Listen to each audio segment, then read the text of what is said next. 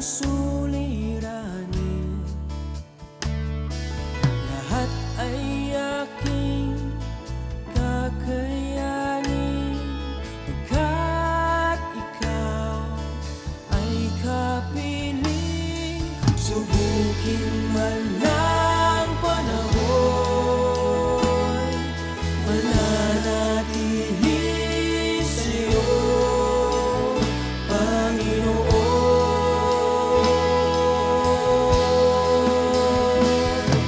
Walang alinlangang maglilingkod, walang pangambang sa'yo ay susunod. Hindi susuko at hindi ito, patuloy lamang sa iyo, Panginoon.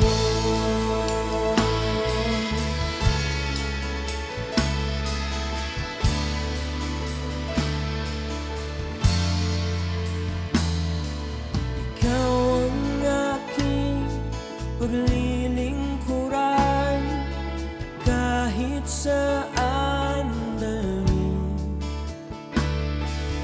Ikaw ay lagi kung susundin, anuman ang suliranin, lahat ay aking kakayanin, pagkat ikaw ay kapiling. Subukin man ng panahon, mananatili sa'yo, Panginoon.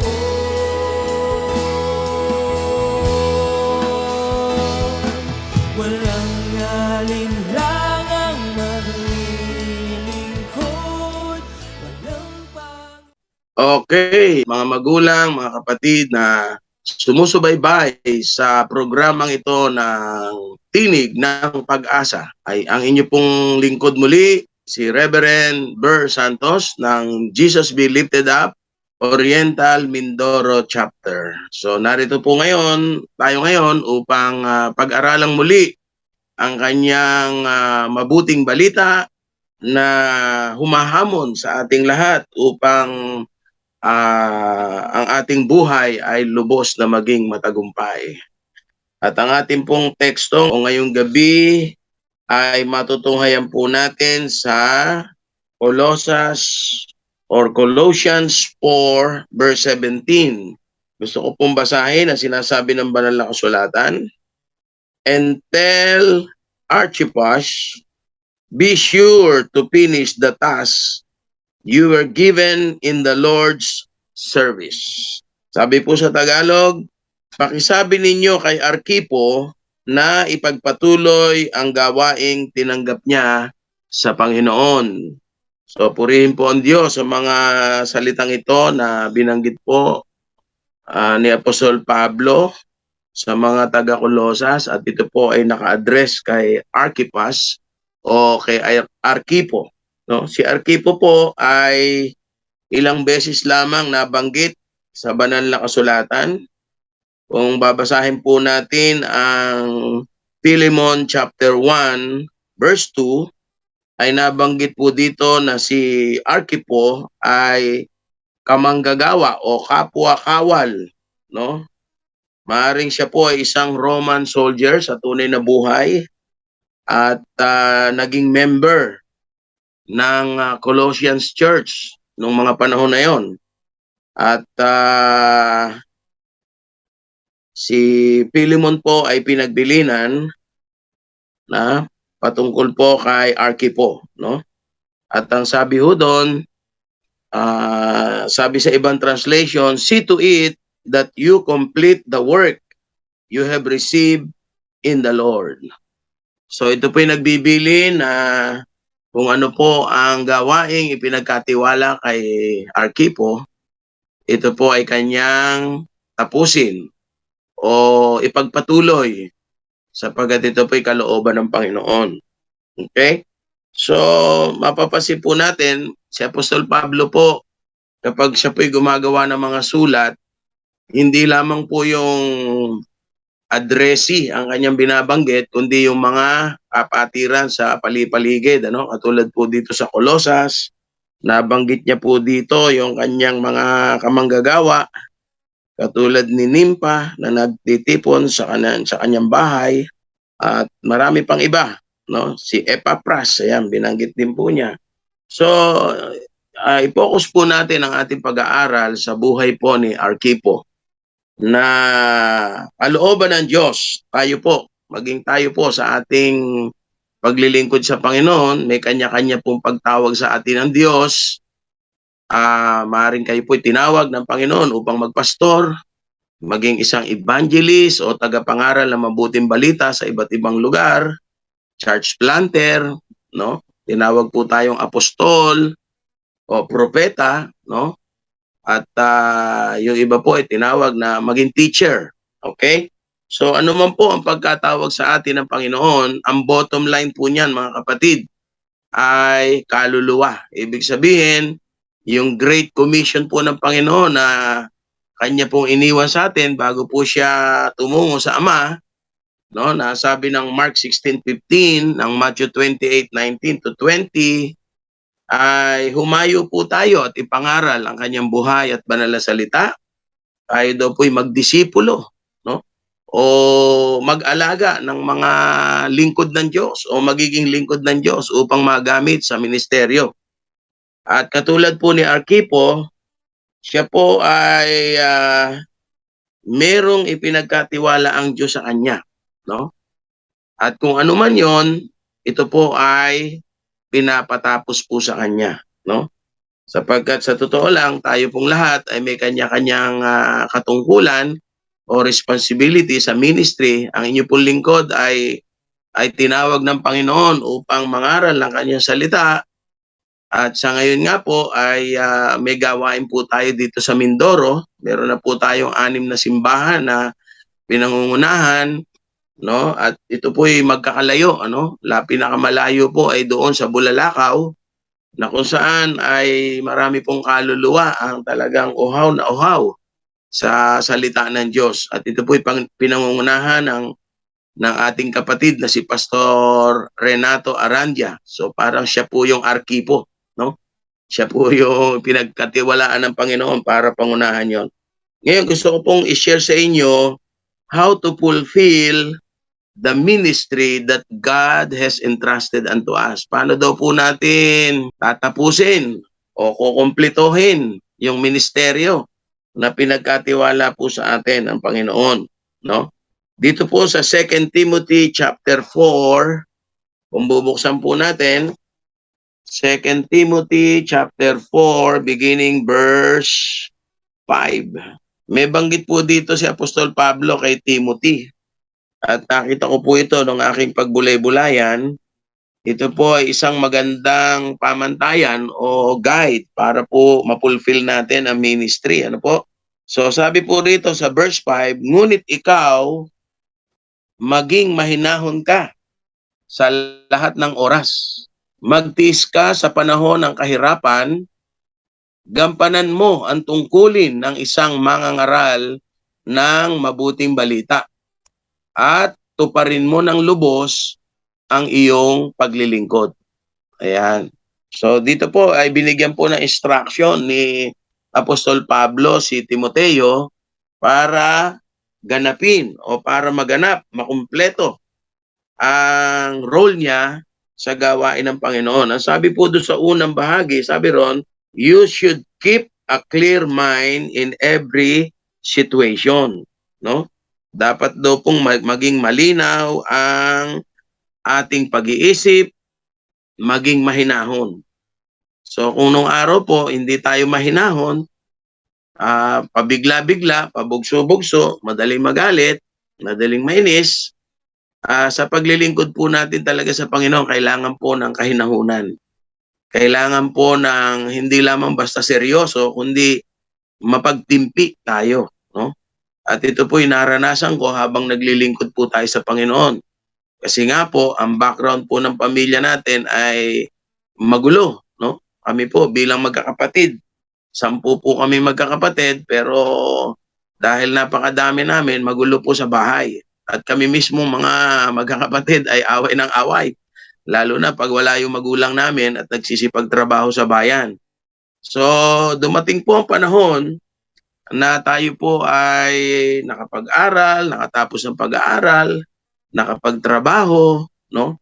At sa panahon po ng aking pagtatrabaho, marami po akong tao na nakasamaan ng loob ng mga panahon yun. Kasi nga, ako po ay mapagtanim ng galit o ng sama ng loob sa tao, no? Pero purihin ng Diyos, ang lahat pong ito ay unti-unti binago ng Panginoon at patuloy na binabago po tayo. Actually, hindi pa nga tapos si Lord eh.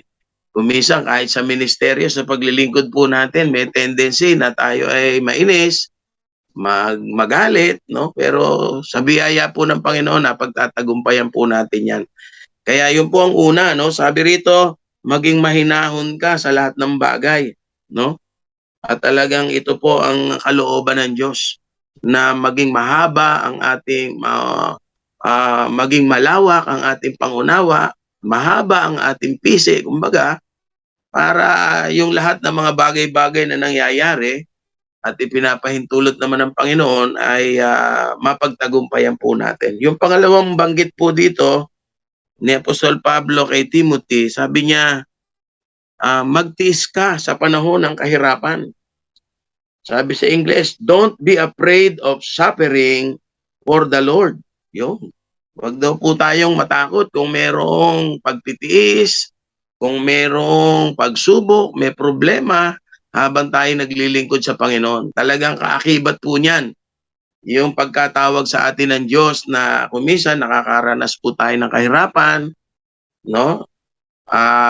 Mabuti nga po ngayon ang transportasyon ay mabilis na. Nung mga panahong una po na nagsisimula kami sa ministeryo ay malalayo ang ating nilalakad, wala pa tayong sasakyan, no? Pero salamat sa Panginoon, sa panahon natin ngayon, ang bilis, no? At may mga gadget na po tayo, may mga cellphone, pwede nating gamitin. At may mga pagsubok po na dumarating at ito'y pinapahintulot ng Panginoon para lalo niya tayong patatagin, no? Huwag lang po nating kalimutan yung pangako ng Diyos. Sabi roon sa 1 Corinthians 10:13, walang pagsubok na ipinahintulot o dumating sa atin na hindi natin kayang pagtagumpayan. Sapagkat sa panahon ng pagsubok, ipinapadala naman ng Panginoon yung kapangyarihan para mapagtagumpayan natin ito. At lahat po ng pagsubok ay normal lang po yan sa buhay ng isang Kristiyano, no? Yung ikaw ay magutom, yung ikaw ay may mga taong hindi nakakaunawa sa iyo, may nagagalit, no? Sa totoo lang, we cannot please all men talaga eh. Hindi natin mapapaluguran ng lahat ng tao. Ang mahalaga, nasusunod natin ang kalooban ng Diyos at siya po ang nalulugod sa atin. Kasi pagka ang Panginoon ang hindi nalugod sa atin, yun ang problema. Pero ang kapwa natin, kumisan di po tayo naintindihan, ang mahalaga magpatuloy po tayo. Ano po? Ang pangatlong nakita ko po dito, sabi rito, do the work of an evangelist o worker of God, no? Gampanan mo ang tungkulin ng isang mangangaral. So lahat po tayo, ano man ang ating ginagawa, no? Hindi man tayo tumatayo lahat sa pulpito, pero yung pangangaral ng salita ng Diyos, yung pag-share ng kalooban ng Diyos, ng pag-ibig ng Panginoon, responsibilidad po natin yan. Ang sabi ko nga po sa mga kapatid, kahit po gaano tayo kagaling, kahusay sa ministry, kung may mga talento po tayo na galing sa Panginoon din yan, ay nagagamit natin, pero wala namang naliligtas, no? Para bang pakitang tao lang, ay wala pong kabuluhan. Ang mahalaga po sa ating paglilingkod, ay meron pong naliligtas. Ano po sabi ng John 15:16? No? You have not chosen me, sabi ng Panginoong Hesus mismo. You have not chosen me, but I have chosen you to go and bring forth fruits, no?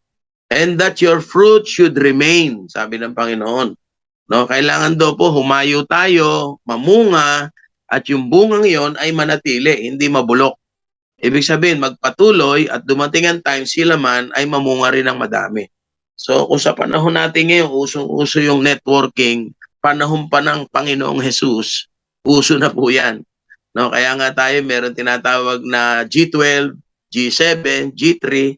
No, ibig sabihin, yung una nating nashiran ng Word of God, tumanggap sa Panginoon, na disciple po natin, ay sila yung hahayo naman para mamunga. At ang sabi po doon, kailangan yung ating mga naging bunga, hindi lang minsan umaten, kundi mag-produce din po siya ng bunga pagdating ng araw. Ayan. At ang sabi ho doon sa huli, and that whatsoever you ask, no, from the Father in my name, it shall be given unto you. Ano man ang hilingin mo sa Ama, sa pangalan ko, sabi ng Panginoon, pangako niya po yun, ipagkakaloob niya. Kung susundin natin yung una pong instruction ng Panginoon na humayo, mamunga, at manatili ang bunga. Okay po? So yun po sabi ni Apostol Pablo kay Timothy, no? At yung sumunod, sabi rito, fully carry out the ministry that God has given you. At tuparin mo ng lubos ang iyong paglilingkod. Ayun. So yun na po yun, ano? Kung tayo po ay tinawag para mag-evangelize, mag-alaga ng tupa, magturo sa mga tupa, magpropesiya o maghatid ng pangako at salita ng Diyos sa mga tao, ay yun po ang gampanan natin ng mahusay. Tuparin po natin ito ng the best na ating magagawa. No? May mga supporting ano po yan, ministry na binabanggit din po ang Bible, ano? Kasi hindi naman lahat ho ay tayo frontliner. Kumbaga, meron hong tinawag para tumulong sa gawain, sa pamamagitan ng kanyang mga pagkakaloob.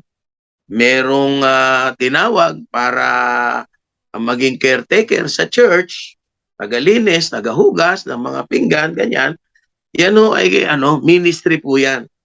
Meron pong binigyan ng karunungan ng Diyos para pangunahan yung pananalapi, no? Para maging finance officer o treasurer ng church. Gampanan po natin ang mahusay. Meron din po sa security, meron sa ushering. Ayan, so iba't ibang kaloob po yan. Pero hindi ibig sabihin, limited po tayo dyan. Ibig sabihin, kung kayo po ay taga-kamay lang ngayon, taga-kamay, hindi, wag nating lalangin yung taga-kamay, ano? Kung tayo po ay nasa ushering ministry, taga-welcome po tayo ng mga dumadalo sa gawain ng Panginoon, abay, gampanan po natin ito ng may ngiti sa labi, masaya, no? Kasi darating ang time, ipopromote naman tayo ng Panginoon. Naalala ko po yung ating mga kapatiran nung araw na nung una, ang kanilang part sa ministry ay merong sa music, meron taga-tugtog, meron taga-gitara, may taga-kanta, pero dumating yung time na tinawag din sila ng Panginoon para ipangaral ang salita ng Diyos. Nagpastor, no? Naglingkod sa Diyos. At yun po ang kalooban ng Panginoon. Kasi ang promotion naman po, galing kay Lord yan eh. Pag nakita ng Panginoon na hinog ka na, pwede ka na ilipat na ministry, ay yun po ang mangyayari. At gagamitin po ng Panginoon yung mga nakatataas sa atin. Katulad po ng ating bishop, nakikita niya po ang kalagayan ng mga workers and leaders natin, yung mga tinetrain, yung mga dinidisciple. At ang maganda ron, ang maganda po ron, kahit hindi pa tayo handa, no, kumbaga, ay parang, kasi pag halimbawa, inilagay ka o dinelegate ka sa isang ministeryo na sa tingin mo hindi pa kaya, pag sinabi yun ng pastor, may guidance po ni Lord yun, no? Sabi nga doon sa isang katuroang narinig ko, hindi mo kailangang perfectin ang lahat ng bagay para ka at saka ka palang magsisimula. No. Kami po o tayo po bilang lingkod ng Diyos, na-train po tayo along the way. Habang naglilingkod at sumusunod po tayo sa Panginoon at sa instruction ng lingkod ng Diyos, nate-train po tayo. At yan, history na po yan. Ano? Wala hong, sabi nga, walang marunong talagang manalangin eh. no? Minsan pamali-mali tayo ng pagpe-pray, no? At minsan namamali rin tayo pagdating sa pagsunod sa gawain, pero dumadating yung time na naayos po yan. So hindi po nyo kailangan hintayin na mag-mature kayo tsaka lang kayo susunod. Sa Panginoon po, kahit bata, no? Kahit may asawa, ano man ang kalagayan niyo sa buhay, o kahit matanda na nung tawagin ng Panginoon, pwede pa ho. No? Sabi nga sa kasabihan age doesn't matter in serving the Lord. Kung ano man ang edad mo nung tinawag ka, yun na yun. Eh ako nga, kung ako tatanungin, sabi ko, Lord, bakit tinawag mo ako? Tapos na ako sa pag-aaral, graduate na. Dapat pala tinawag mo ako nung time na elementary pa lang, high school pa lang, para yung mga kahirapang naranasan ko noon, ay hindi ko na maranasan. Eh sabi ni Lord, alam niyo, sabi ni Lord sa akin, bakit ba marunong ka pa sa akin? Eh ako nakakaalam kung anong dapat sa'yo, kung anong mabuti sa'yo. So ganun lang po, no? Maging masunurin po tayo. Sabi ko ni Apostol Pablo, pag tinuloy po natin yung 2 Timothy chapter 4, verse 6, ito po yung highlight oh. Sabi ni Pablo, sapagkat dumating na ang panahon ng pagpanaw ko sa buhay na ito. Sipin niyo po yon. Apostol Pablo, pinagsabihan ng Diyos, o anak, papanaw ka na. No? Conviction po, revelation ni Lord yon. Sabi niya, ako'y mistulang isang handog na ibinubuho sa dambana. Sabi ng verse 7, pinagbuti ko ang aking pakikipaglaban. Natapos ko na ang dapat kong takbuhin. No? Sabi sa English, no? I have kept my faith. I have kept my faith. I finish my course. Ayan. At nananatili akong tapat sa pananampalataya.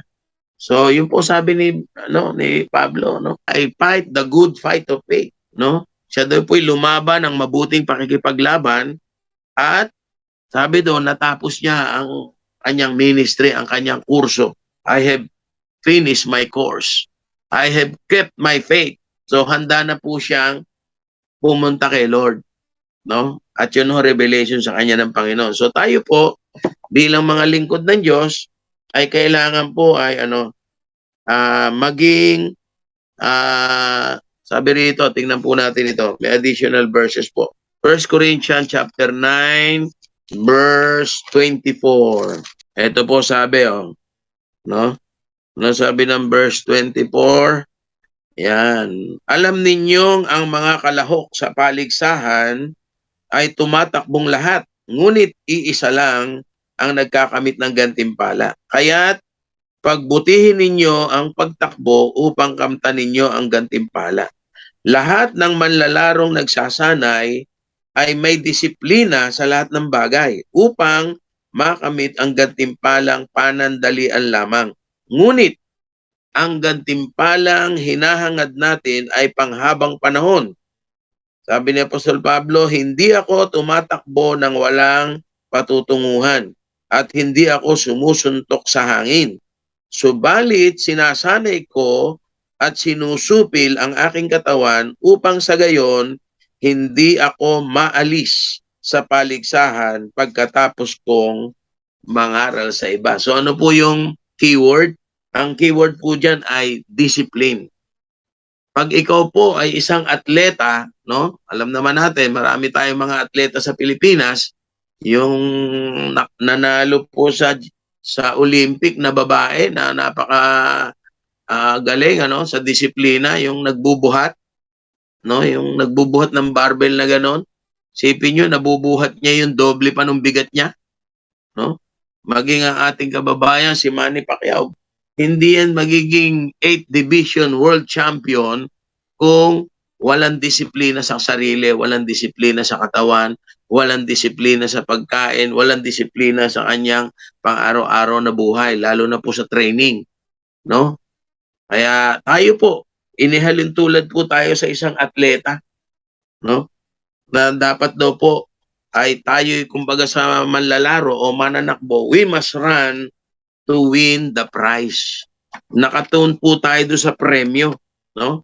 Run with the purpose, sabi ng verse 26.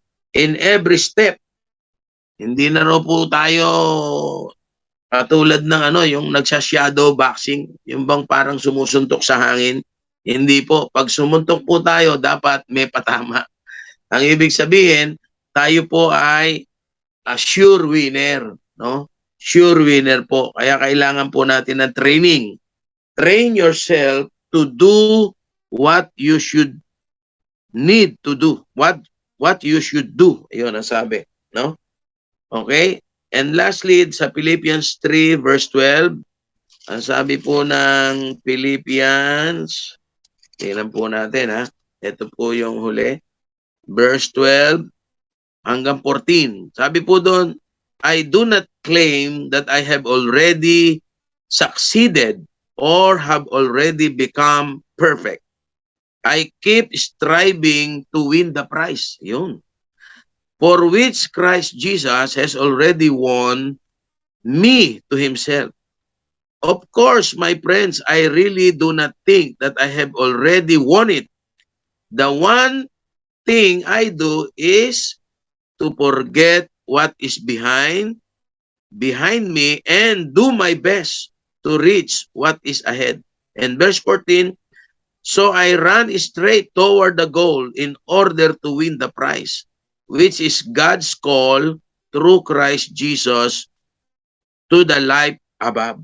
Ayun. Ang sabi po sa Tagalog, hindi sa nakamtan ko na ang mga bagay na ito. Hindi rin sa ako'y ganap na. Ngunit, sinisikap kong makamtan ang gantimpala sapagkat ito ang dahilan kung bakit ako tinawag ni Kristo Jesus. Sabi ng verse 13, mga kapatid, hindi ko pinapalagay na nakamit ko na ito. Ngunit isang bagay ang ginagawa ko, nililimot ko ang nakaraan at sinisikap na marating ang layuning nais kong makamtan. Nagpapatuloy nga ako patungo sa hangganan upang makamtan ang gantimpala ng pagkatawag sa akin sa pamamagitan ni Kristo Jesus. At ito'y ang buhay na hahantong sa langit. So, purihin po ang Panginoon, ano? Isa lamang po ang tinutumbok ng katuruang ito sa pagtawag po ng Panginoon sa atin, sa ministering ipinagkatiwala po sa atin. Gampanan po natin ito ng maayos. Nagpapatuloy po tayo. Wala pong atrasan sa Panginoon. At palakasin po natin ang ating pananampalataya. Magpakatatag po tayo. At lagi nating tingnan yung kung sa target ay yung bullseye. No? Yung focus po natin ay yung mapanalunan po yung premyo, yung prize na yon. At sabi ho ni Apostol Pablo, ang unang premyo, siyempre, yung ipinangako ng Panginoon sa atin matapos tayo sumampalataya, yung buhay na walang hanggan. No? At sa huli po, no, yung soul winner's crown. The best po yon, yung soul winner's crown. Siguro kung merong ibang mga crown na binabanggit ng Bible, marami po yan eh. Yung soul winner's crown ang isa sa pinaka-the best. Bakit po? Kasi po, sa panahon natin ngayon, kailangan na po nating mag-agwanta. Ano ibig sabihin nun? Kailangan na natin samantalahin ang oras, ang pagkakataon, kasi po marami pang kaluluwa na sa paligid natin na nangangailangan ng kaligtasan. So, bawat kaluluwa na dinadala natin kay Lord, yan po ay merong soul winner's crown na naghihintay sa atin. Kaya po, purihin ang Diyos, mga magulang, mga kapatid, mga lingkod ng Panginoon, tandaan po natin ang ginagawa po nating paglilingkod sa Panginoon ay isang kabutihan na sabi ng Bible, hindi po ito nawawala ng kabuluhan. At in due time, aanihin po natin ang lahat ng ating mga itinanim. So, purihin po ang Panginoon. Muli, ang inyong lingkod, Reverend Burr Santos ng Jesus Be Lifted Up, Oriental Mindoro Chapter. Tayo po'y manalangin. Dakilang Diyos, Amang Banal, sa umagang ito kami pinagpapasalamat. Niluluwalhati po namin, pinararangalan ng iyong dakilang pangalan.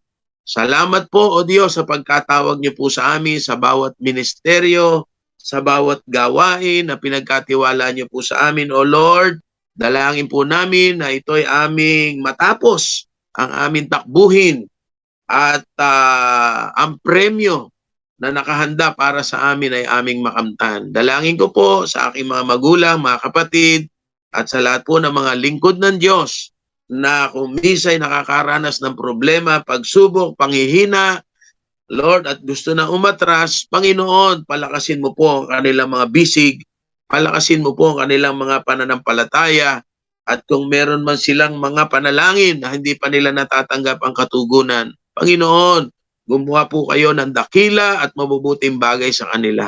Salamat po, Ama, sa inang pinagkakatiwala ang buhay ng iyong mga anak at maging ang lahat po na sumusubaybay sa palatuntunang ito, ang tinig ng pag-asa.